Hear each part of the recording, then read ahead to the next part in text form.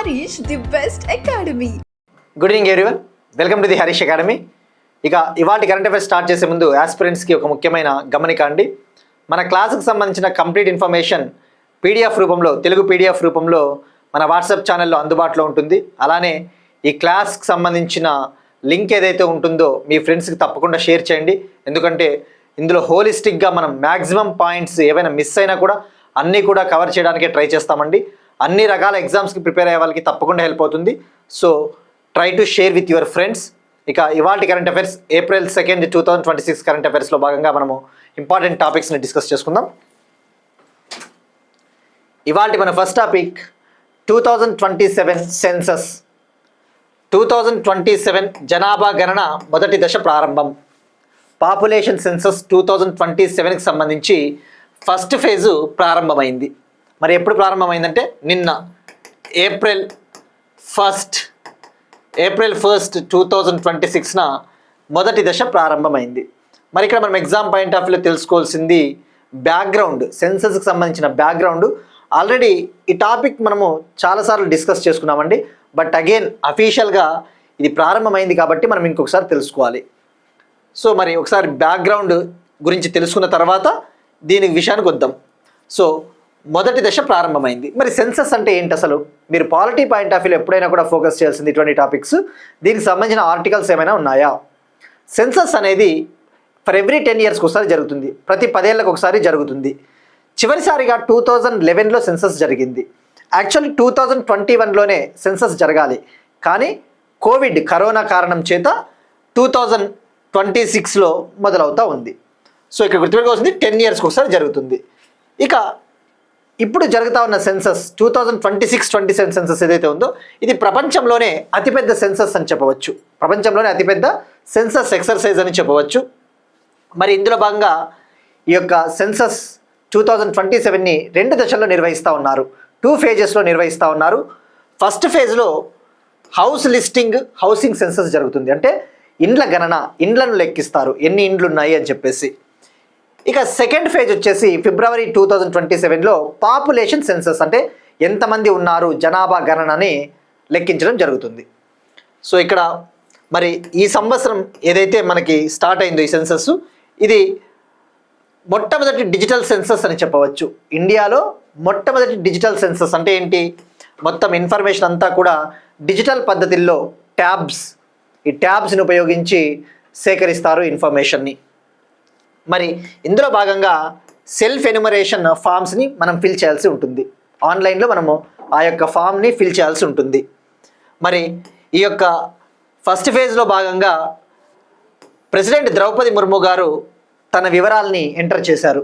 So తద్వారా ఈ census 2027కి సంబంధించిన డీటెయిల్స్ను ఫిల్ చేసిన ఫస్ట్ పర్సన్ అంటే ప్రెసిడెంట్ ద్రౌపది ముర్ము గారు. ఒకవేళ స్టాటిక్లో అడిగితే కూడా అడగవచ్చు, రైట్? మరి ఇక్కడ మనం ఫోకస్ చేయాల్సింది, మనం తెలుసుకోవాల్సింది ఎప్పుడైనా కానీ సెన్సస్ అనేదాన్ని ఎవరు నిర్వహిస్తారు? సెన్సస్ని నిర్వహించే మంత్రిత్వ శాఖ హోమ్ మినిస్ట్రీ, హోం మంత్రిత్వ శాఖ. హోం మంత్రిత్వ శాఖ కింద ఉండే office of the registrar general and census commissioner of India అంటారు. ఈ సెన్సస్ని నిర్వహించే బాధ్యత office of the registrar general and census commissioner of India. మరి ఈ సెన్సస్కి ఎవరున్నారు? అది మనకి చాలా ఇంపార్టెంట్. 2027 సెన్సస్కి ఎవరున్నారు? మృత్యుంజయ కుమార్ నారాయణ గారు. ఈయన registrar general and census commissioner of ఇండియాగా ఉన్నారు. ఈయన IAS ఆఫీసర్. సో గుర్తుపెట్టుకోండి, పేరు చాలా ఇంపార్టెంట్. ఫ్యాక్ట్ అడగడానికి మ్యాక్సిమం స్కోప్ ఉంది. మృత్యుంజయ కుమార్ నారాయణ గారు. మరి ఇక అసలు విషయానికి వస్తే ఫస్ట్ టైం ఇండియాలో సెన్సస్ ఎప్పుడు జరిగింది? ఇండియాలో సెన్సస్ ఫస్ట్ టైం 1872లో జరిగింది, బ్రిటిష్ పీరియడ్లో. అయితే ఇది దేశవ్యాప్తంగా ఏకకాలంలో జరగలేదు. ఇది నాన్ సింక్రొనైజ్డ్ సెన్సస్ అంటే ఏంటి? దేశంలో ఉన్న అన్ని ప్రాంతాల్లో ఒకేసారి ఏకకాలంలో జరగలేదు, కొన్ని ప్రాంతాల్లో మాత్రమే జరిగింది. మరి దేశవ్యాప్తంగా ఏకకాలంలో జరిగిన మొట్టమొదటి సెన్సస్ అంటే 1881లో ఇండియాలో అన్ని ప్లేసెస్లో ఏకకాలంలో జరిగింది. సో దీన్ని first synchronised census in India అంటారు, ఫస్ట్ సింక్రొనైజ్డ్ సెన్సస్. మరి 1881లో నిర్వహించిన మొట్టమొదటి సింక్రొనైజ్డ్ సెన్సస్కి ఎవరు రిజిస్ట్రార్ జనరల్ అండ్ సెన్సస్ కమిషనర్గా ఉన్నారు అంటే డబ్ల్యూసి ప్లౌడెన్ మనం తెలుసుకున్నాం ఆల్రెడీ. డబ్ల్యూసి ప్లౌడెన్ ఈయన బ్రిటిష్ ఆఫీసర్, రైట్. మరి ఇక 1881 నుంచి ప్రతి 10 ఇయర్స్కి ఒకసారి జరుపుకుంటూ వచ్చింది. 2011 తర్వాత 2021లో జరగలేదు అంతే. మరి ఓవరాల్గా భారతదేశంలో జరుగుతూ ఉన్న 16వ సెన్సస్ 2027 సెన్సస్. ఇక ఇండియాకి ఇండిపెండెన్స్ వచ్చిన తర్వాత జరుగుతూ ఉన్న 8వ సెన్సస్ 2027 సెన్సస్, రైట్. సో ఇవి ఫ్యాక్ట్స్. మరి ఇంకా ఉన్నాయి కొన్ని ఇంపార్టెంట్ పాయింట్లు. పాలిటీ పాయింట్ ఆఫ్ వ్యూలో ప్రతి పాయింట్ ఇలాంటివి మనం లింకప్ చేసుకోవాలండి. సెన్సస్ చట్టం ఏదైనా ఉందా? సెన్సస్ యాక్ట్ 1948, సెన్సస్ యాక్ట్ 1948 గుర్తుపెట్టుకోండి. Census rules 1990, census rules 1990, census నిబంధనలు 1990, రైట్. ప్రతి పాయింట్ ఇంపార్టెంటే. మరి సెన్సస్ మనకి ఏ లిస్టులో ఉంది? మనకి పాలిటీలో 7th షెడ్యూల్ ఉంది. 7వ షెడ్యూల్లో లిస్ట్ 1 ఏముంటుంది? లిస్ట్ 1 యూనియన్ లిస్ట్, కేంద్ర జాబితా. కేంద్ర జాబితాలో సెన్సస్ ఉంటుంది. మరి ఎంట్రీ నెంబర్ ఎంత అంటే ఎంట్రీ నెంబర్ 69. ఇది కూడా చాలా ఇంపార్టెంట్, గుర్తుపెట్టుకోండి. ఎంట్రీ 69, 7th షెడ్యూల్ లిస్ట్ 1, దాన్నే యూనియన్ లిస్ట్ ఆర్ కేంద్ర జాబితా అంటారు. ప్రతి పాయింట్ 100కి 10,000% ఇంపార్టెంట్ అండి ఈ పాయింట్లు. ఇక మరి సెన్సస్కి సంబంధించిన ఆర్టికల్ ఏదైనా ఉందంటే ఆర్టికల్ 246, ఆర్టికల్ 246. సో ఇక్కడ మీరు చూస్తే ఇప్పుడు మొదటి దశ ప్రారంభమైంది. మరి ఇక్కడ ఎన్ని రాష్ట్రాల్లో ప్రారంభమైంది ఒకసారి తెలుసుకోవాలి. ఈ యొక్క మొదటి దశ 8 రాష్ట్రాలు మరియు కేంద్రపాలిత ప్రాంతాలు, అండమాన్ నికోబార్ ఐలాండ్స్, గోవా, కర్ణాటక, ఒడిషా, సిక్కిం, లక్షద్వీప్, మిజోరము, న్యూఢిల్లీలోని కొన్ని ప్రాంతాల్లో ప్రారంభమైంది. ఏప్రిల్ 1 నుంచి సెప్టెంబర్ 30, 2026 వరకు ఈ యొక్క హౌస్ లిస్టింగ్ ఆపరేషన్ జరుగుతుంది. ఫిబ్రవరి 2027లో పాపులేషన్ సెన్సస్ జరుగుతుంది. మరి ఇక్కడ మీరు చూస్తే డేటా కలెక్షన్, ఇది చాలా ఇంపార్టెంట్. ఎన్ని రకాల ప్రశ్నలు అడుగుతా ఉన్నారు? 33 రకాల ప్రశ్నలు, 33 టైప్స్ ఆఫ్ క్వశ్చన్స్. ఈ పాయింట్ కూడా 100కి 1000% ఇంపార్టెంట్ అండి. సో వన్స్ ఇన్ ఆల్ అండి, ఒక్కసారిగా మీరు నోట్స్ రాసి పెట్టేసుకోండి. నెక్స్ట్ టైం ఎప్పుడైనా ఇటువంటివి రిపిటేషన్గా వచ్చినా కూడా మీకు క్లారిటీగా నోట్స్ మీ చేతిలో ఉంటుంది. సో ఎప్పుడైనా గుర్తుపెట్టుకోండి, కరెంట్ అఫైర్స్ అనేవి రిపిటేటివ్గా ఉంటాయండి వార్తల్లో. లైక్ సెన్సస్ అయినా, స్టెమ్ సెల్ థెరపీ అయినా, ఇవన్నీ కూడా కంటిన్యూస్గా వార్తల్లో ఉంటాయి. మనం ఒకసారి చెప్పి నీట్గా నోట్స్ రాసుకున్న తర్వాత అవే రిపీట్ అవుతూ ఉంటాయి కాబట్టి ఈజీగా గుర్తుండిపోతాయి. సో నోట్స్ అనేది మీరు చాలా జాగ్రత్తగా రాసుకోవాలి. సో ఇది 2027 పాపులేషన్ సెన్సస్ ఫస్ట్ ఫేజ్. మరి ఇక్కడ క్వశ్చన్స్ చూస్తే గతంలో అడిగాడు. 2023లో SSC staff selection commission JE ఎగ్జామ్లో ఏ ఆర్టికల్ ద్వారా పాపులేషన్ సెన్సస్ని కేంద్ర జాబితాలో చేర్చినారు అంటే ఆర్టికల్ 246. అలానే 2024లో RPF SI, railway protection force SI ఎగ్జామ్లో 2024లో ఏం క్వశ్చన్ అడిగాడంటే భారతదేశానికి స్వాతంత్రం వచ్చిన తర్వాత మొట్టమొదటి రిజిస్ట్రార్ జనరల్ అండ్ సెన్సస్ కమిషనర్గా ఎవరు పనిచేశారు? ఇండియాకి ఇండిపెండెన్స్ వచ్చిన తర్వాత జరిగిన ఫస్ట్ సెన్సస్ ఏది? 1951 సెన్సస్. మరి ఆ సెన్సస్కి సెన్సస్ కమిషనర్గా ఉన్నారు అంటే ఎండబ్ల్యూఎం ఈట్స్ అనే వ్యక్తి, ఎండబ్ల్యూఎం ఈట్స్ అనే పర్సన్. సో ఇది అండి complete information census 2027. Next one, Nyayasetu AI chatbot మరియు mascot Dishika. Nyayasetu AI chatbot and mascot Dishika. ఇక్కడ ఈ మస్కట్కి సంబంధించి ఇంకో క్వశ్చన్ అడుగుతానండి మిమ్మల్ని, లేదంటే నేనే కానీ ఆన్సర్ చెప్తాను. వైస్ ప్రెసిడెంట్ సిపి రాధాకృష్ణన్ గారు మరియు యూనియన్ లా మినిస్టర్, కేంద్ర న్యాయశాఖ మంత్రి అర్జున్ రామ్ మేఘవాల్ గారు న్యూఢిల్లీలో జరిగిన దిశా ప్రోగ్రాంలో న్యాయసేతు ఏఐ చాట్బాటు మరియు దిశిక అనే ఒక మస్కట్ని లాంచ్ చేశారు. మరి ఇక్కడ మనం ఫస్ట్ ఫోకస్ చేయాల్సింది పేరులోనే ఉంది, న్యాయసేతు. ఇది జుడిషియల్ సర్వీసెస్, లీగల్ సర్వీసెస్, న్యాయ సేవలు అందించే ఒక కృత్రిమ మేధస్సు ఆధారిత చాట్బాటు. మరి ఇక్కడ మనం ఫస్ట్ ఫోకస్ చేయాల్సింది ఈ న్యాయసేతు ఏ టైప్ ఆఫ్ చాట్బాట్ అంటే ఇది వాయిస్ ఆధారిత చాట్బాటు, బహుళ భాషా చాట్బాటు, కృత్రిమ మేధస్సు ఆధారిత లీగల్ చాట్బాటు. మరి ఏం చేస్తారు లైక్ దీని ఉపయోగం ఏంటి అంటే మనకి సామాన్యులకు అవసరమైన న్యాయ సేవలు వివిధ రకాల భారతీయ భాషలలో వాయిస్ రూపంలో, టెక్స్ట్ రూపంలో అందించే చాట్బాటు. న్యాయసేతు అనేది ఇది ఒక ఏఐ చాట్బాటు, కామన్ సిటిజన్స్కి అవసరమయ్యే లీగల్ సర్వీసెస్ని వాయిస్ రూపంలో, టెక్స్ట్ రూపంలో అందించే చాట్బాటు. మరి దీన్ని డెవలప్ చేసినది డిజిటల్ ఇండియా భాషిని విభాగం మనం తెలుసుకున్నాం. డిజిటల్ ఇండియా భాషిని విభాగం ఏ మంత్రిత్వ శాఖ కింద ఉంటుంది? ఎలక్ట్రానిక్స్ మంత్రిత్వ శాఖ. మరి ఈ మస్కట్ దేనికి సంబంధించిందంటే ఈ చాట్బాట్కి సంబంధించిన మస్కట్టు. ఆ చాట్బాట్ని మనం ఎలా ఉపయోగించుకోవాలో మనకి గైడెన్స్ ఇస్తుంది మస్కట్ దిశిక, ఫీమేల్ మస్కట్. సో గుర్తుపెట్టుకోండి, ఆ యొక్క న్యాయ సేతు చాట్బాట్ని ఎలా ఉపయోగించుకోవాలో అవసరమైన డిజిటల్ గైడెన్స్ అందించే మస్కట్టే దిశిక. మరి ఇక్కడ పాలిటీలో అగైన్ మీరు లింకప్ చేసుకోవాలండి కొద్దిగా కొన్ని పాయింట్లు. మనకి directive principles of state policy అని చెప్పేసి ఉంటుంది. ఆదేశిక సూత్రాలు ఆర్టికల్స్ ఏవండి? ఆర్టికల్ 36 నుంచి 51 వరకు పార్ట్ 4 భారత రాజ్యాంగంలో article 36 to 51 directive principles of state policy. మరి ఇందులో ఆర్టికల్ 39A ఏమని చెప్తుంది? సామాన్యులకు ఉచితంగా లీగల్ ఎయిడ్ అందించాలి, లీగల్ సలహాలు అందించాలి. ఈ యొక్క వల్నరబుల్ సెక్షన్స్ ఎవరైతే ఉంటారో, అంటే ఆర్థికంగా వెనుకబడిన వాళ్ళు, సామాజికంగా అన్ని రకాలుగా వెనుకబడిన ప్రజలకి ఉచితంగా న్యాయ సేవలు అందించాలి, వాళ్ళకి న్యాయం అందించాలి. మరి ఆర్టికల్ 39 అదే చెప్తుంది. ఫ్రీ అండ్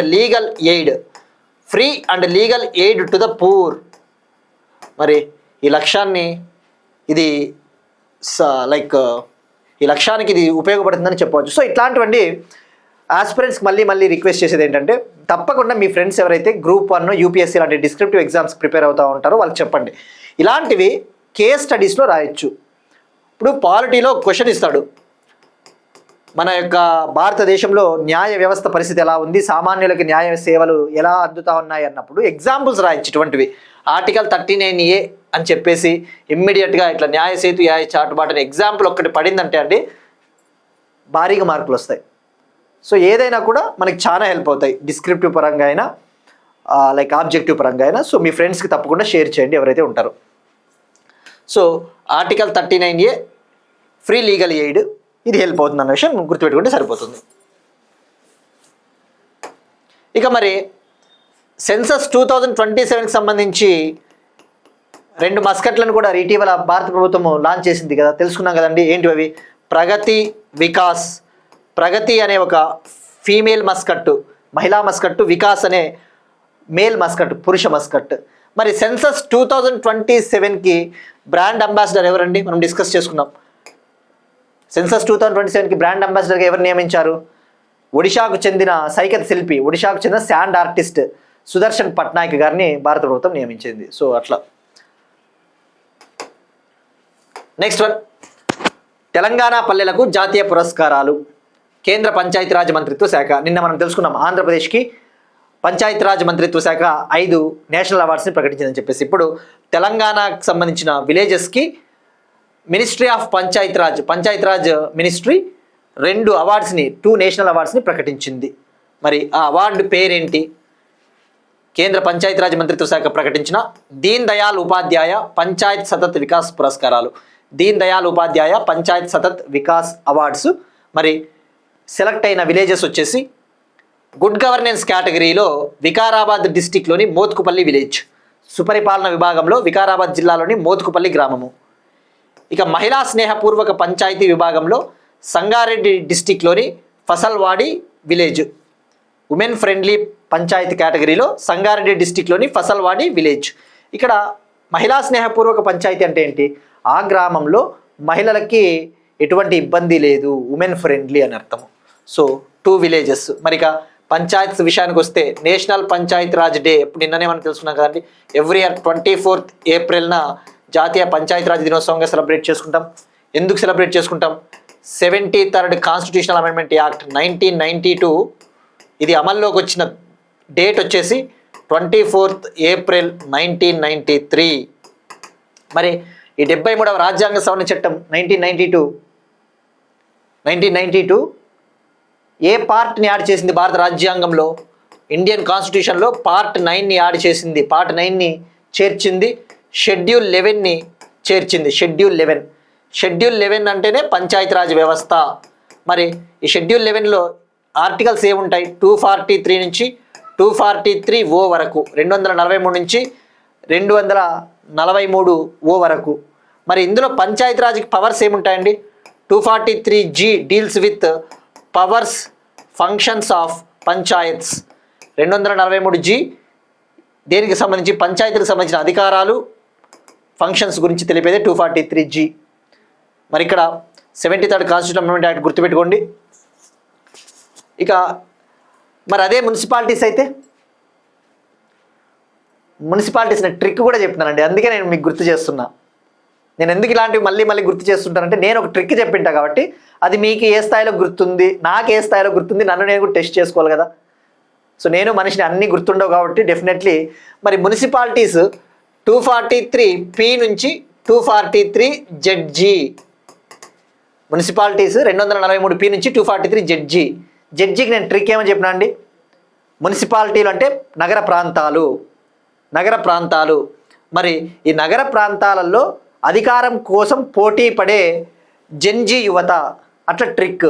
నగర ప్రాంతాలలో పవర్ కోసము జనరేషన్ జెడ్ యువత, జెన్జీ యువత పోటీ చేస్తుంది.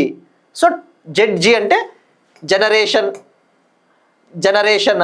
అదే జెన్జీ. అట్లా నేను అట్లా ట్రిక్ చెప్పిన ఈజీగా గుర్తుండిపోతాయండి, లేకపోతే నాకు కూడా గుర్తుండేవి కాదు. మనం మీకు చెప్తున్నప్పుడు నాకు కొత్త కొత్త ట్రిక్స్ చెప్పాలనే ఒక ఆ కుతూహలం ఉన్నప్పుడు ఇట్లాంటివి వస్తూ ఉంటాయి. సో గుర్తుపెట్టుకోండి, మున్సిపాలిటీస్ అయితే 243P to 243ZG. ఇలాంటివన్నీ కూడా మీరు చూస్తే ఏపీ గ్రూప్ 2లో చాలా ఈజీ క్వశ్చన్స్ అడిగాడండి. అని ఈజీవే, కానీ అవే మిస్టేక్ చేస్తాం. అనలిటికల్గా అన్న అడిగితే పెడతాం, కానీ ఇట్లా ఫ్యాక్ట్స్ అంటే గుర్తుండవు. నంబర్ ఆఫ్ రివిజన్స్ పడితేనే గుర్తుంటాయి.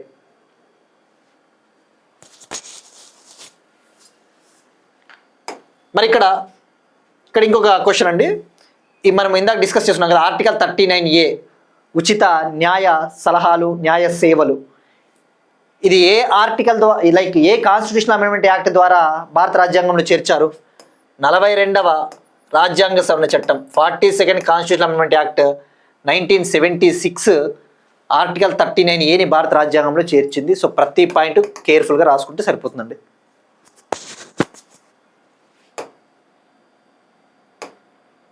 నెక్స్ట్ వన్ అగైన్ తెలంగాణకు సంబంధించి ఒక ఇంపార్టెంట్ టాపిక్. సో ఇక్కడ ఆస్పిరెంట్స్కి ఇది తెలంగాణ కరెంట్ అఫైర్ అయి ఉండొచ్చు, కానీ ఇక్కడ పాలిటీ కవర్ చేసాం కాబట్టి చాలా హెల్ప్ అవుతుంది. సో తెలంగాణకు సంబంధించిన టాపిక్ ఉంది కదా అని చెప్పేసి దీన్ని స్కిప్ చేయొద్దండి. అలానే ఆంధ్రాకి సంబంధించిన టాపిక్ ఉంది కదా అని చెప్పి స్కిప్ చేయొద్దండి. మనం చెప్పేది ఒక్కో టాపిక్ 4 నిమిషాలు 5 నిమిషాలు అయినప్పుడు తప్పకుండా వినండి ఓపికతో. నెక్స్ట్ వన్, తెలంగాణ పోలీసు విభాగము డ్రగ్స్ని కంట్రోల్ చేయడం కోసము ఏఐ ఆధారిత టూల్స్ని లాంచ్ చేసింది. ఈ యొక్క డ్రగ్స్ని కంట్రోల్ చేయడం కోసం తెలంగాణ పోలీస్ విభాగము 3 ఆర్టిఫిషియల్ ఇంటెలిజెన్స్ టూల్స్ని లాంచ్ చేసింది. మరి ఆ టూల్స్ ఏవో తెలుసుకుంటే సరిపోతుంది. డ్రగ్స్ని కంట్రోల్ చేయడం కోసం ఒక టూల్ వచ్చేసి, ఒక వెబ్సైట్ వచ్చేసి sahay.ai.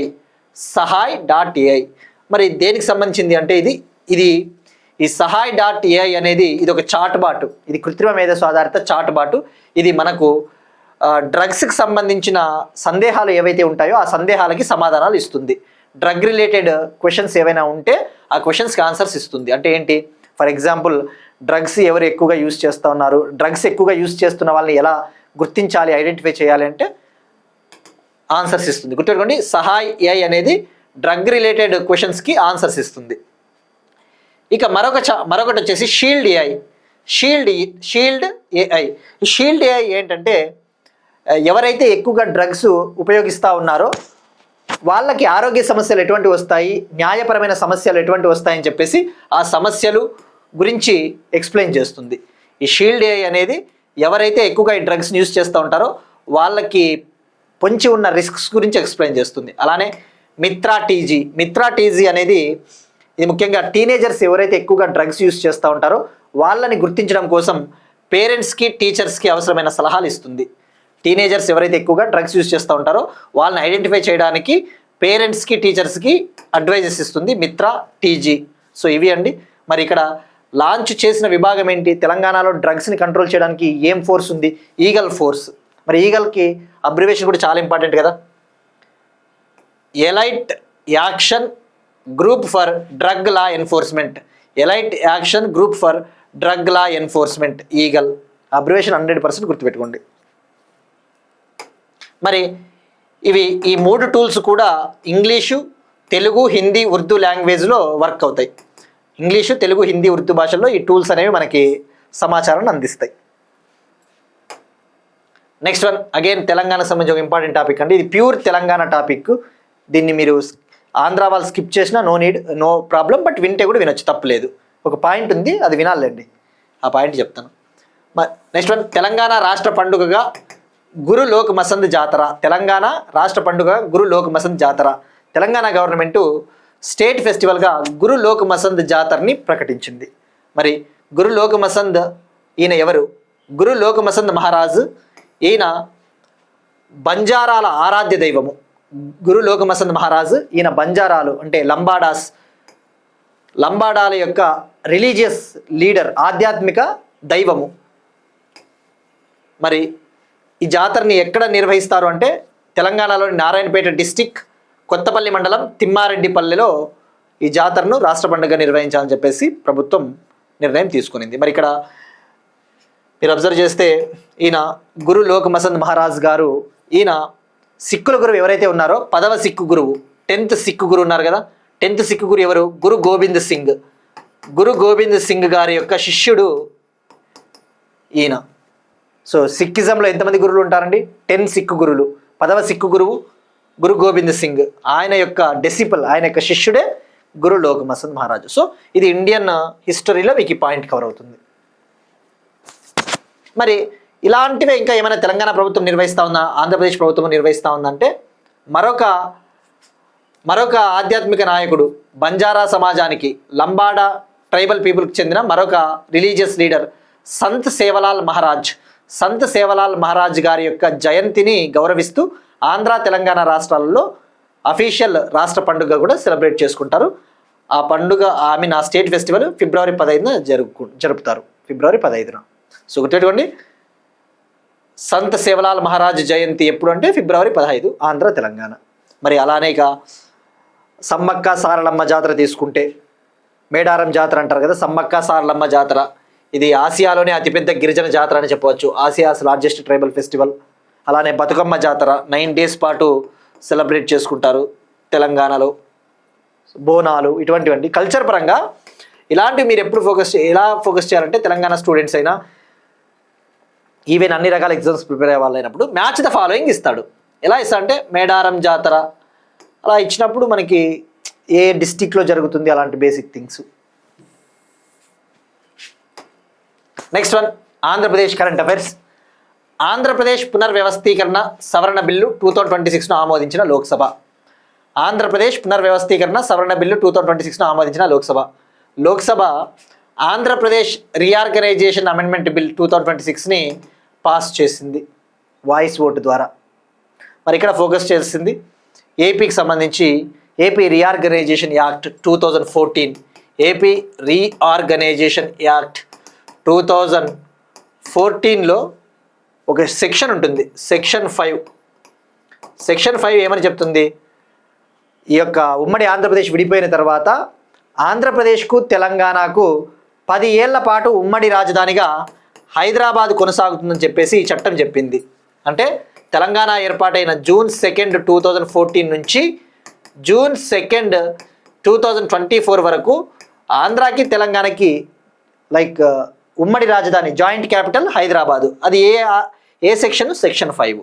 ఇప్పుడు ఈ బిల్లు ముఖ్య ఉద్దేశము ఆంధ్రప్రదేశ్కి అమరావతిని ఏకైక మరియు శాశ్వత రాజధానిగా ప్రకటిస్తూ ఈ బిల్లుని పాస్ చేయడం జరిగింది. మరి రాజ్యసభలో కూడా దీన్ని పంపించడం జరిగింది. So Amaravati as the soul and permanent capital. మరి వన్స్ ఈ యొక్క బిల్లు పాస్ అయ్యి ప్రెసిడెంట్ ద్రౌపది ముర్ము గారు తన అంగీకారం, తన అసెంట్ని ఇచ్చిన తర్వాత ఇక అమరావతి అనేది శాశ్వత రాజధాని, అది కూడా June 2, 2024 నుంచే అమరావతి శాశ్వత రాజధానిగా గుర్తించినట్టు అవుతుంది. సో ఇక్కడ ఈ సెక్షన్ గుర్తుపెట్టుకోండి, సెక్షన్స్ అడుగుతాడు ఏపీ వాళ్ళకి. నెక్స్ట్ వన్ అగైన్ ఆంధ్రప్రదేశ్ సంబంధించిన ఇంపార్టెంట్ టాపిక్. నేత కార్మికులకు ఉచిత విద్యుత్ పథకాన్ని ప్రారంభించిన ఆంధ్రప్రదేశ్ ప్రభుత్వం. ఆంధ్రప్రదేశ్ గవర్నమెంట్ ఈ యొక్క వీవర్ వర్కర్స్ ఉంటారు కదా, నేత కార్మికులు అంటే చేనేత మగ్గాలు, మరమగ్గాలు మరమగ్గాలను ఉపయోగించి చీరలు నేస్తూ ఉంటారు కదా వాళ్ళు. సో నేత కార్మికులకు ఉచిత విద్యుత్ పథకాన్ని ప్రారంభించిన ఆంధ్రప్రదేశ్ ప్రభుత్వం. ఆంధ్రప్రదేశ్ గవర్నమెంట్ హ్యాండ్లూమ్ మరియు పవర్లూమ్ వీవర్స్ కోసం ఫ్రీ ఎలక్ట్రిసిటీ స్కీమ్ని లాంచ్ చేసింది. ఈ స్కీమ్ నిన్నటి నుంచి అమల్లోకి వచ్చింది, April 1, 2026 నుంచి. మరి ఇందులో భాగంగా ఏం బెనిఫిట్స్ అంటే, హ్యాండ్లూమ్ వీవర్స్ ఎవరైతే ఉంటారో అంటే చేనేత మగ్గాలు నడుపుకునే వారికి, హ్యాండ్లూమ్ వీవర్స్కి మంత్కి 200 యూనిట్స్ వరకు ఫ్రీ ఎలక్ట్రిసిటీ ఇవ్వడం జరుగుతుంది. ఇక పవర్లూమ్ ఆపరేటర్స్ అంటే ఈ యొక్క పవర్ను ఉపయోగించి మగ్గాలు ఉంటాయి కదా, ఆ పవర్లూమ్ ఆపరేటర్స్కి అయితే మంత్కి 500 యూనిట్స్ వరకు ఫ్రీ ఎలక్ట్రిసిటీ. తద్వారా ఆంధ్రప్రదేశ్లో సుమారుగా 93,000 హ్యాండ్లూమ్ ఫ్యామిలీస్కి 11,488 పవర్లూమ్ ఫ్యామిలీస్కి లబ్ధి చేకూరబోతూ ఉంది. మరి దీనికోసం ఆంధ్రప్రదేశ్ ప్రభుత్వము ఇయర్కి 150 crore కేటాయించబోతా ఉంది. Every year 150 crore. Next one, ఎకానమీకి సంబంధించి ఒక important topic, very very very very important topic. అమలులోకి కొత్త ఐటీ చట్టం, న్యూ ఇన్కమ్ ట్యాక్స్ యాక్ట్ 2025 అమల్లోకి వచ్చింది నిన్నటి నుంచే, April 1, 2026. మనం చెప్పుకున్నాం కదండి, ఏవైనా మిస్ అయిన టాపిక్ ఉంటే తప్పకుండా చెప్పుకుందామని చెప్పేసి. So no need to worry. So income tax act 2025 April 1, 2026 నుంచి అమల్లోకి వచ్చింది. సో మరి ఇక్కడ మనం తెలుసుకోవాల్సింది, ఈ చట్టంలో ఉన్న ప్రొవిజన్స్ ఏంటివి, ముఖ్యమైన నిబంధనలు. మరి ఫస్ట్, ఇన్కమ్ ట్యాక్స్ అంటేనే గుర్తు రావాల్సింది ఇది డైరెక్ట్ ట్యాక్స్ అంటే ప్రత్యక్ష పన్ను. మరి ఇండియాలో ఈ ప్రత్యక్ష పన్నుల్ని నిర్వహించే సంస్థ ఏదైనా ఉందా అంటే CBDT, central board of direct taxes, ప్రత్యక్ష పన్నుల కేంద్ర మండలి. ఇండియాలో డైరెక్ట్ ట్యాక్సెస్ని మేనేజ్ చేసే విభాగము central board of direct taxes. మరి ఇది స్టాచ్యుటరీ బాడీ కదా, చట్టబద్ధమైన సంస్థ. ఏ మంత్రిత్వ శాఖ కింద ఉంటుంది? మినిస్ట్రీ ఆఫ్ ఫినాన్స్, ఆర్థిక మంత్రిత్వ శాఖ కింద డిపార్ట్మెంట్ ఆఫ్ రెవెన్యూ. మరి ఇప్పుడు అంతకుముందు ఏ చట్టం ఉండింది? ఇన్కమ్ ట్యాక్స్ యాక్ట్ 1961 ఉండింది. ఇన్కమ్ ట్యాక్స్ యాక్ట్ 1961 ప్లేస్లో ఇప్పుడు కొత్త ఇన్కమ్ ట్యాక్స్ వచ్చింది. సో నిబంధనలు ఏంటివి? ఎప్పుడైనా కానీ కొత్త చట్టాలు ఎందుకు తీసుకుని వస్తారు? ఈ యొక్క పన్నుల విభాగాన్ని, పన్నుల వ్యవస్థను సులభతరం చేయాలి, ట్యాక్స్ అడ్మినిస్ట్రేషన్ని సింప్లిఫై చేయాలి, ఎటువంటి ఇబ్బంది లేకుండా ఉండడం కోసం. మరి ఇందులో ముఖ్యమైన నిబంధనలు, ఇందులో సెక్షన్స్ని 819 నుంచి 536కి తగ్గించారు. సెక్షన్స్ని, ఇది చాలా ఇంపార్టెంట్ అండి, 819 నుంచి 536కి రెడ్యూస్ చేశారు. ఫామ్స్ అంటే ఏంటివి? ఆదాయ పన్ను పత్రాలు అంటారు కదా, ఆ ఫామ్స్ని 390 నుంచి 190కి తగ్గించారు. 390 నుంచి 190కి రెడ్యూస్ చేశారు. అలానే మినిమం ఆల్టర్నేట్ మినిమం ట్యాక్స్ అనే 2 సపరేట్ ప్రొవిజన్స్ని ఏర్పాటు చేశారు. మినిమం ఆల్టర్నేట్ మినిమం ట్యాక్స్ అనే 2 ప్రత్యేక పన్నుల నిబంధనలు, వీటిని విడదీశారు. మరి మినిమం ఆల్టర్నేట్ ట్యాక్స్ అంటే ఇది కూడా ఒక రకమైన డైరెక్ట్ ట్యాక్స్, ప్రత్యక్ష పన్ను. ఇది కార్పొరేట్ ట్యాక్స్ పేయర్లకి వర్తిస్తుంది, కంపెనీలకి. మరి ఇప్పుడు ఈ మినిమం ఆల్టర్నేట్ ట్యాక్స్ పరిధిలో జీరో ట్యాక్స్ కంపెనీలని కూడా చేర్చడం జరిగింది. జీరో ట్యాక్స్ కంపెనీలు అంటే ఏంటివి? జీరో ట్యాక్స్ కంపెనీలు అంటే ఇండియాలో కొన్ని రకాల కంపెనీస్కి ప్రాఫిట్లు వస్తూ ఉంటాయి, లాభాలు వస్తూ ఉంటాయి. అయినప్పటికీ వాళ్ళు గవర్నమెంట్కి ట్యాక్స్లు కట్టరు, ఎందుకంటే వాళ్ళకి పన్ను మినహాయింపులు ఇస్తారు, కొన్ని పన్ను మినహాయింపులు, ట్యాక్స్ ఎగ్జంప్షన్స్. బట్ ఇప్పుడు ఆ జీరో ట్యాక్స్ కంపెనీలని కూడా మినిమం ఆల్టర్నేట్ ట్యాక్స్ పరిధిలోకి తీసుకుని వచ్చారు. ఇక ఆల్టర్నేట్ మినిమం ట్యాక్స్ అనేది ఒకటి తీసుకుని వచ్చారు. ఆల్టర్నేట్ మినిమం ట్యాక్స్ అంటే నాన్ కార్పొరేట్ ట్యాక్స్ పేయర్స్కి వర్తించే ఒక ట్యాక్స్, కార్పొరేటేతర ట్యాక్స్ పేయర్లకి వర్తించే ఒక ట్యాక్స్. అలానే ట్యాక్స్ ఇయర్ అనే ఒక పదాన్ని తీసుకుని వచ్చారు. ట్యాక్స్ ఇయర్ జనరల్గా మనకి ఫైనాన్షియల్ ఇయర్, అసెస్మెంట్ ఇయర్ అని వాడతాం మనం, ఆర్థిక సంవత్సరము, అసెస్మెంట్ ఇయర్ అని చెప్పేసి. బట్ ఇప్పుడు ఆ ఫైనాన్షియల్ ఇయర్, అసెస్మెంట్ ఇయర్ అనే దాన్ని కలిపేసి మెర్జ్ చేసేసి ట్యాక్స్ ఇయర్ అనే పదాన్ని తీసుకుని వచ్చారు. సో ప్రతి పాయింట్ చాలా ఇంపార్టెంట్ అండి. రేపు పొద్దున ఎట్లా అడుగుతారంటే, క్రింది వాటిలో ఇన్కమ్ ట్యాక్స్ యాక్ట్ 2025కి సంబంధించి ఏమి నిజం అని చెప్పేసి ఎకానమీలో అడుగుతాడు మీరు గ్రూప్ 2కి అటువంటి వాళ్ళకి ప్రిపేర్ అయినప్పుడు, గ్రూప్ 2కైనా ఏ ఎగ్జామ్కైనా. ఇక అలానే ట్యాక్స్ స్ట్రక్చర్లో అయితే ఏం మార్పులు చేయలేదు, అంటే ట్యాక్స్ రేట్లలో ఏం మార్పులు చేయలేదు. అలానే పన్నుల సమాచారాన్ని సేకరించడానికి డిజిటల్ మరియు ముఖరహిత వ్యవస్థను తీసుకొని వచ్చారు. ఇక్కడ తెలుగు మీడియం ఆస్పిరెంట్స్కి సంబంధించి ఒకటి క్లారిటీ ఇవ్వాలండి. ఇంగ్లీష్లో ఉన్నప్పటికీ నేను క్లియర్గా తెలుగులో చెప్తానండి. తెలుగులో చెప్పిన తర్వాతే ఇంగ్లీష్లో నేను చెప్తాను. No need to worry. పన్నులకు సంబంధించిన సమాచారాన్ని సేకరించడానికి డిజిటల్ మరియు ముఖరహిత వ్యవస్థను తీసుకొని వచ్చారు. ట్యాక్స్ రిలేటెడ్ ఇన్ఫర్మేషన్ని కలెక్ట్ చేయడం కోసం డిజిటల్ ఫేస్లెస్ సిస్టమ్ని ఇంట్రొడ్యూస్ చేశారు. అలానే బహిర్గతపరచని ఆదాయానికి సంబంధించిన నిర్వచనాన్ని పొడిగించారు. బహిర్గతపరచని ఆదాయాన్ని నిర్వచించేందుకు ఆ నిర్వచనాన్ని పొడిగించారు. అంటే ఏంటి? ఇప్పుడు అన్డిస్క్లోజ్డ్ ఇన్కమ్ అంటారు. నీ ఆస్తులు ఎంత అంటే, నా ఆస్తులు అంటే ఆ భూమి, ఆ గోల్డ్, బంగారము, ఇల్లు అంటాం. కానీ అవి కాకుండా ఇంకా వేరే ఆస్తులు కూడా ఉంటాయి మనకి. ఉదాహరణకు క్రిప్టో అసెట్లు, డిజిటల్ కరెన్సీలు, క్రిప్టో కరెన్సీలు, మనకి చాలా ఆస్తులు ఉంటాయి. కానీ మనం అన్నీ చెప్పుకోరు కదా. ఫిజికల్గా ఉండే ఆస్తులు మాత్రమే చెప్పుకుంటారు. కానీ ఇప్పుడు ఆ బహిర్గతపరచని ఆదాయం జాబితాను ఇంకా పొడిగించారు. మరి ఇప్పుడు ఇందులో భాగంగా ఎవరైతే వర్చువల్ డిజిటల్ అసెట్స్ అంటే క్రిప్టో కరెన్సీలు అటువంటివి కలిగి ఉంటారో అవి కూడా బహిర్గతపరచని ఆదాయం కిందకే వస్తాయి. మరి అలానే ట్యాక్స్ అథారిటీస్, ట్యాక్స్ అధికారులు ఎవరైతే ఉంటారో వాళ్ళు జనరల్గా ఇండ్లపైన రైడ్లు చేస్తారు. వాళ్ళకి ఎంత అక్రమాస్తులు ఉన్నాయని చెప్పేసి తెలుసుకోవడం కోసం. ఇప్పుడు ఆ ట్యాక్స్కి సంబంధించిన రైడ్స్ చేసేటప్పుడు ఆ ట్యాక్స్ అధికారులు వాళ్ళ ఈమెయిల్స్ని, ఆ వ్యక్తుల యొక్క ఈమెయిల్స్ని, సోషల్ మీడియాని, ఆన్లైన్ అకౌంట్స్ని అన్నిటినీ సెర్చ్ చేస్తారు. అంతే కదా, మన ఆన్లైన్ అకౌంట్లలో కూడా డబ్బును ఆస్తులు కలిగి ఉంటారు ఇల్లీగల్గా. సో గుర్తుపెట్టుకోండి, వర్చువల్ డిజిటల్ స్పేసెస్ను కూడా ఇంక్లూడ్ చేశారు. సో ఇది అండి పాయింట్స్.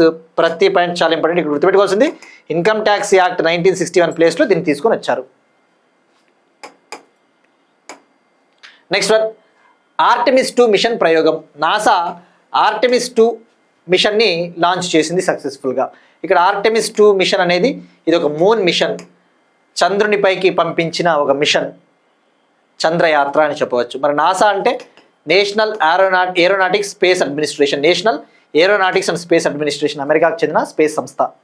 మరి ఇక్కడ మనం తెలుసుకోవాల్సింది ఫస్ట్, ఈ ఆర్టెమిస్ 2 మిషన్లో భాగంగా ఎంతమంది ఆస్ట్రోనాట్స్ని పంపించారంటే 4 ఆస్ట్రోనాట్స్, 4 వ్యోమగాములు. మరి ఆ 4 పేర్లు తెలుసుకుందాం.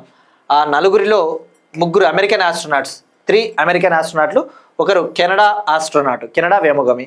మరి ఆ 3 అమెరికన్ ఆస్ట్రోనాట్ల పేర్లు కూడా చాలా important. Reid Wiseman, mission commander Reid Wiseman, Victor Glover, Christina Koch. వీళ్ళు 3 అమెరికాకు చెందిన వాళ్ళు. ఇక్కడ క్రిస్టినా కోచ్ అనే ఆమె మహిళ, ఉమెన్, ఆమె పేరు గుర్తుపెట్టుకుంటే ఆ ఉమెన్ పేరు ఏంటంటే క్రిస్టినా కోచ్.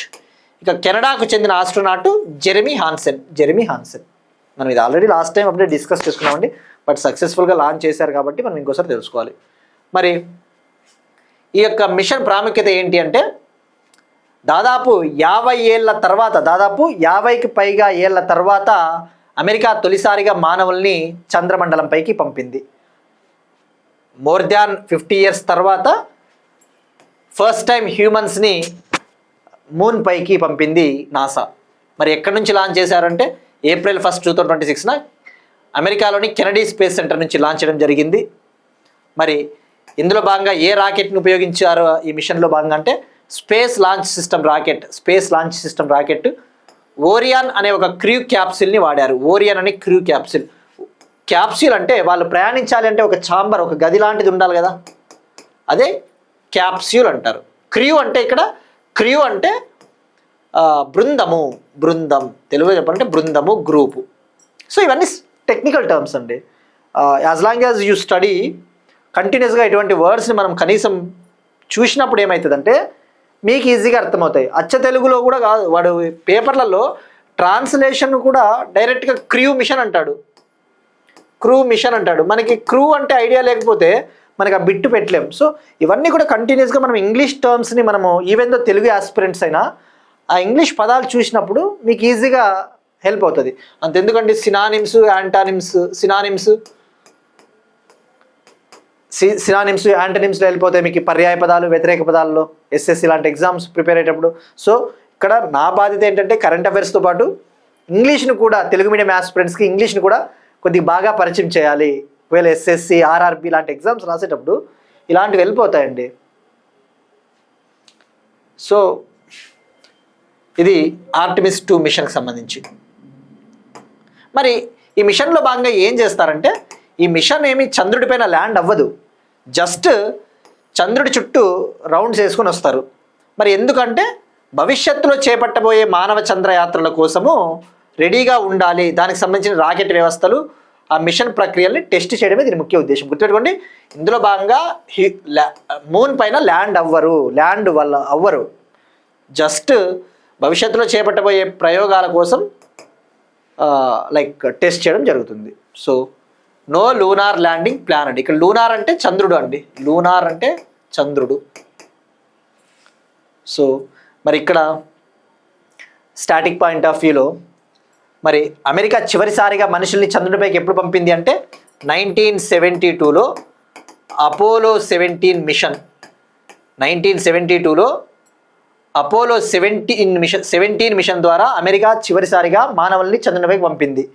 మరి అమెరికా మొదటిసారిగా మనుషుల్ని చంద్రునిపైకి ఎప్పుడు పంపింది అంటే 1969లో అపోలో 11 మిషన్ ద్వారా చంద్రునిపైకి మనుషులు పంపింది. చంద్రునిపైన కాలు మోపిన మొట్టమొదటి వ్యక్తి ఎవరు? నీల్ ఆర్మ్స్ట్రాంగ్ కదండి. బేసిక్ థింగ్స్ ఇవి. కౌన్ బనేగా కరోడ్పతికి పోయినా మనకి ఇట్లాంటివి అడుగుతాడు. So first time America sent humans on to moon surface in 1969 using Apollo 11 mission. For the last final time in 1972 using Apollo 17. మరి 1972 2026 అంటే ఆల్మోస్ట్ 54 years.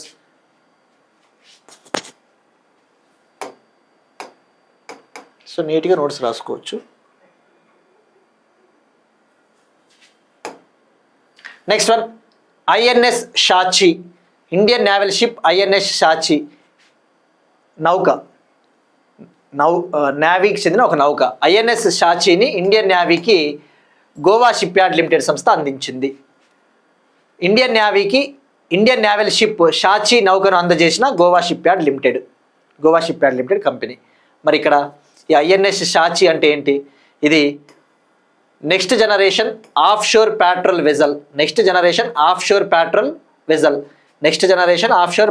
నౌక. ప్యాట్రోల్ అంటే ఏంటి? ప్యాట్రోలింగ్, మన యొక్క తీర ప్రాంతాన్ని గస్తీ నిర్వహించే ఒక నౌక, మన కోస్టల్ ఏరియాని అటువంటి వాటిని ప్రొటెక్ట్ చేసే ఒక నౌక. సో మరి ఈ next generation offshore patrol వెజల్లో భాగంగా 11 నౌకలను నిర్మిస్తూ ఉన్నారు. అందులో ఇది మొదటిది, INS Shachi first one. So ఎవరు డెవలప్ చేశారంటే గోవా షిప్ యార్డ్ లిమిటెడ్. ఇందులో సుమారుగా 76% స్వదేశీయంగా టెక్నాలజీని ఉపయోగించారు. 76% ఇండిజినస్ టెక్నాలజీని యూజ్ చేశారు. Next one, ICGS Achal. Indian coast గార్డుకు ఐసీజీఎస్ అచల్ను అందజేసిన గోవా షిప్ యార్డ్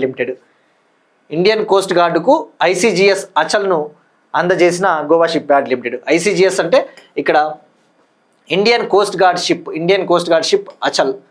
మరి ఇది దేనికి వాడతారు అంటే, ఇది కూడా తీర ప్రాంతాన్ని రక్షించడం కోసము, మ్యారిటైమ్ సెక్యూరిటీ కోసం, కోస్టల్ సర్వేలెన్స్, మ్యారిటైమ్ సెక్యూరిటీ.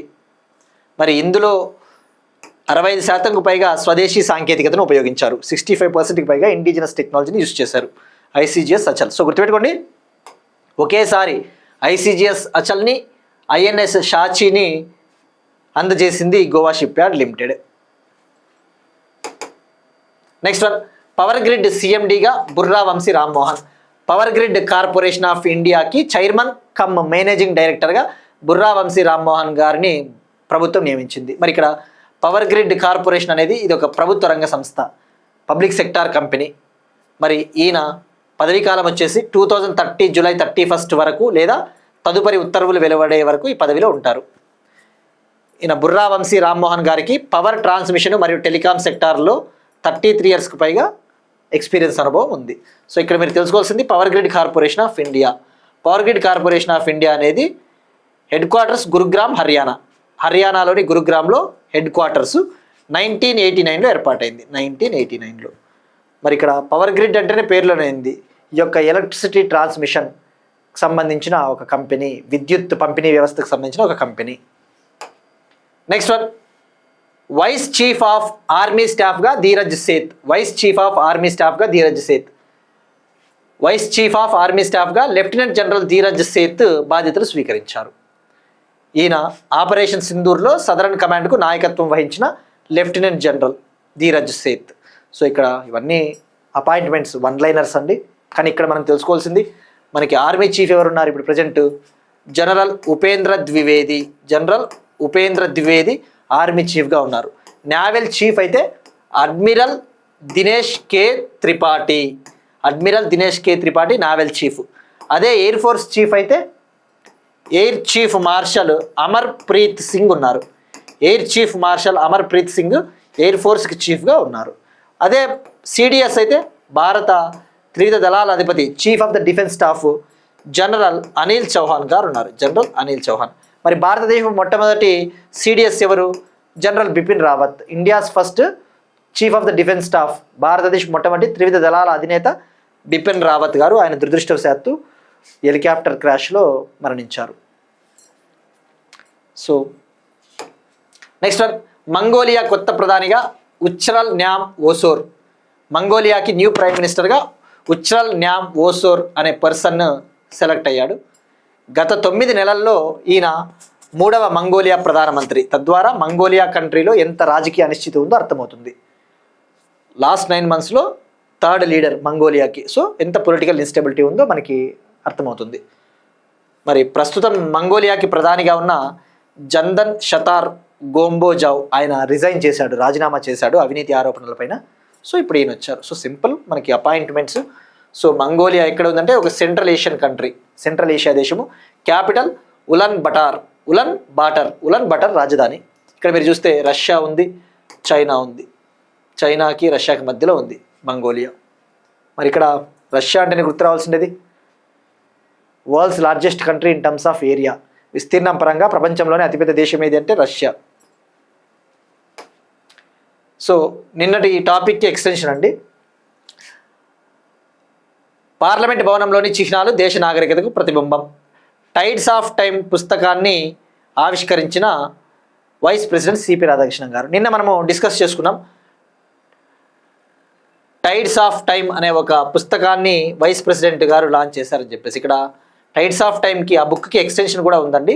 అంటే ఆ బుక్ పూర్తి పేరు tides of time Bharats history through murals in parliament. Tides of time Bharats history through murals in parliament అంటే ఏంటి?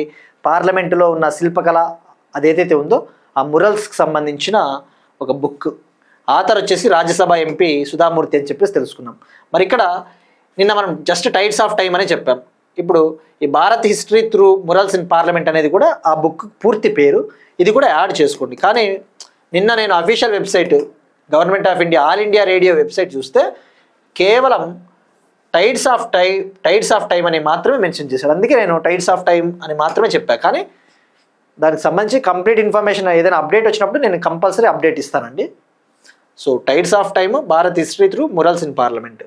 సో అలాంటిది ఏదైనా అసంపూర్తిగా ఉంది అని మీకు అనిపించినా నాకు అనిపించినా నెక్స్ట్ క్లాస్లో నేను యాడ్ చేస్తాను. ఇక ఇవాళ క్వశ్చన్ అండి బుక్కి సంబంధించి. కరుణ ద పవర్ ఆఫ్ కంపాషన్ అనే బుక్ రచయిత ఎవరు? మనం డిస్కస్ చేసుకున్నాం ఇటీవల. కరుణ ద పవర్ ఆఫ్ కంపాషన్ అనే బుక్ ఆథర్ ఎవరు? ట్రై చేయండి. ఇక నిన్న అడిగిన క్వశ్చన్, ఈ ఉమెన్స్ రిజర్వేషన్ యాక్ట్ 2023 నారీ శక్తి వందన్ అధినియం 2023 యాక్ట్ ఏ రాజ్యాంగ సవరణ చట్టం ద్వారా వచ్చిందంటే 106th కాన్స్టిట్యూషనల్ అమెండ్మెంట్ యాక్ట్, 106వ రాజ్యాంగ సవరణ చట్టము.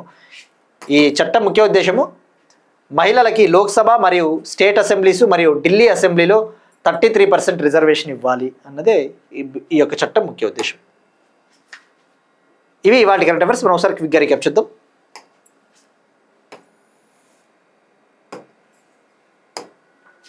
2027 జనాభా గణన మొదటి దశ ప్రారంభం. న్యాయసేతు ఏఐ చాట్బాట్ మరియు మస్కట్ దిశిక. తెలంగాణ పల్లెలకు జాతీయ పురస్కారాలు. డ్రగ్స్ని కంట్రోల్ చేయడం కోసం 3 ఏఐ టూల్స్ను అందుబాటులోకి తెచ్చిన ఈగల్ తెలంగాణ. తెలంగాణ రాష్ట్ర పండుగ గురు లోక్మసంత్ జాతర. ఆంధ్రప్రదేశ్ పునర్వ్యవస్థీకరణ సవరణ బిల్లును ఆమోదించిన లోక్సభ. నేత కార్మికులకు ఉచిత విద్యుత్ పథకాన్ని ప్రారంభించిన ఆంధ్రప్రదేశ్ ప్రభుత్వం. అమల్లోకి వచ్చిన new income tax act 2025, Artemis 2 mission NASA,